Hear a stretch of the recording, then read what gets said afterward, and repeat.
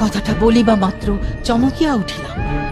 মনে পড়িল ঠিক এই কথাটা আর একদিন আর কাহাকেও বলিয়াছি, এবং সেই মুহূর্তেই বকুল গাছের শাখার উপর দিয়া, ঝাউ গাছের মাথার উপর দিয়া, কৃষ্ণপক্ষের পীতবর্ণ ভাঙা চাঁদের নিচে দিয়া, গঙ্গার পূর্ব পার হইতে গঙ্গার সুদূর পশ্চিম পার পর্যন্ত হা হা হা হা হা হা করিয়া অতি দ্রুত বেগে একটি হাসি বহিয়া গেল।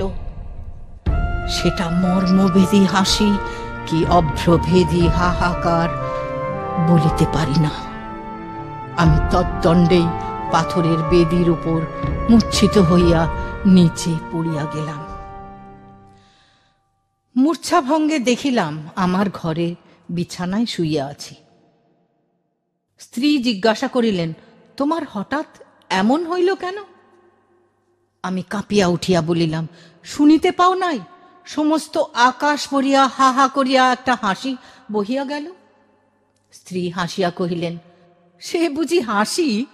সার বাঁধিয়া দীর্ঘ এক ঝাঁক পাখি উড়িয়া গেল, তাহাদেরই পাখার শব্দ শুনিয়াছিলাম। তুমি এত অল্পেই ভয় পাও? দিনের বেলা স্পষ্ট বুঝিতে পারিলাম, পাখির ঝাঁক উড়িবার শব্দই বটে। এই সময় উত্তর দেশ হইতে হংস শ্রেণী নদীর চরে চরিবার জন্য আসিতেছে। কিন্তু সন্ধ্যা হইলে সে বিশ্বাস রাখিতে পারিতাম না। তখন মনে হইত চারিদিকে সমস্ত অন্ধকার ভরিয়া ঘন হাসি জমা হইয়া রহিয়াছে। সামান্য একটা উপলক্ষে হঠাৎ আকাশ ভরিয়া অন্ধকার বিদীর্ণ করিয়া ধ্বনিত হইয়া উঠিবে। অবশেষে এমন হইল, সন্ধ্যার পর মনোরমার সহিত একটা কথা বলিতে আমার সাহস হইত না। তখন আমাদের বরানগরের বাড়ি ছাড়িয়া মনোরমাকে লইয়া বোটে করিয়া বাহির হইলাম। অগ্রহায়ণ মাসে নদীর বাতাসে সমস্ত ভয় চলিয়া গেল। কয়েকদিন বড় সুখে ছিলাম। চারিদিকে সৌন্দর্যে আকৃষ্ট হইয়া মনোরমাও যেন তাহার হৃদয়ের রুদ্ধ দ্বার অনেক দিন পরে ধীরে ধীরে আমার নিকট খুলিতে লাগিল। গঙ্গা ছাড়াইয়া, খোড়ে ছাড়াইয়া অবশেষে পদ্মায় আসিয়া পৌঁছিলাম। ভয়ঙ্করী পদ্মা তখন হেমন্তের বিবরলীন ভুজঙ্গিনীর মতো কৃশ নির্জীব ভাবে সুদীর্ঘ শীত নিদ্রায় নিবিষ্ট ছিল। উত্তর পারে জনশূন্য তৃণশূন্য দিগন্ত প্রসারিত বালির চর ধু ধু করিতেছে, এবং দক্ষিণের উচ্চ পাড়ের উপর গ্রামের আমবাগানগুলি এই রাক্ষসী নদীর নিতান্ত মুখের কাছে জোড় হস্তে দাঁড়াইয়া কাঁপিতেছে।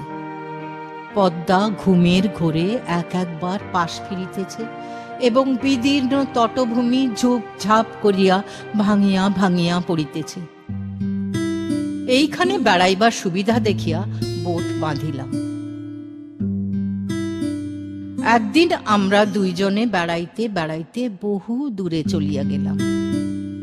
সূর্যাস্তের স্বর্ণ ছায়া মিলাইয়া যাইতেই শুক্লপক্ষের নির্মল চন্দ্রালোক দেখিতে দেখিতে ফুটিয়া উঠিল। সেই অন্তহীন শুভ্র বালুর চরের উপর যখন অজস্র অবারিত উচ্ছ্বসিত জ্যোৎস্না একেবারে আকাশের সীমান্ত পর্যন্ত প্রসারিত হইয়া গেল, তখন মনে হইল যেন জনশূন্য চন্দ্রালোকের অসীম স্বপ্নরাজ্যের মধ্যে কেবল আমরা দুইজনে ভ্রমণ করিতেছি। একটি লাল শাল মনোরমার মাথার উপর হইতে নামিয়া তাহার মুখখানি বেষ্টন করিয়া তাহার শরীরটি আচ্ছন্ন করিয়া রহিয়াছে। নিস্তব্ধতা যখন নিবিড় হইয়া আসিল, কেবল একটি সীমাহীন দিশাহীন শুভ্রতা এবং শূন্যতা ছাড়া যখন আর কিছুই রহিল না, তখন মনোরমা ধীরে ধীরে হাতটি বাহির করিয়া আমার হাত চাপিয়া ধরিল। অত্যন্ত কাছে আসিয়া সে যেন তাহার সমস্ত শরীর মন জীবন যৌবন আমার উপর বিন্যস্ত করিয়া নিতান্ত নির্ভর করিয়া দাঁড়াইল। পুলকিত উদ্বেলিত হৃদয় মনে করিলাম, ঘরের মধ্যে কি যথেষ্ট ভালোবাসা যায়? এইরূপ অনাবৃত অবারিত অনন্ত আকাশ নহিলে কি দুটি মানুষকে কোথাও ধরে? তখন মনে হইল, আমাদের ঘর নাই, দ্বার নাই, কোথাও ফিরিবার নাই।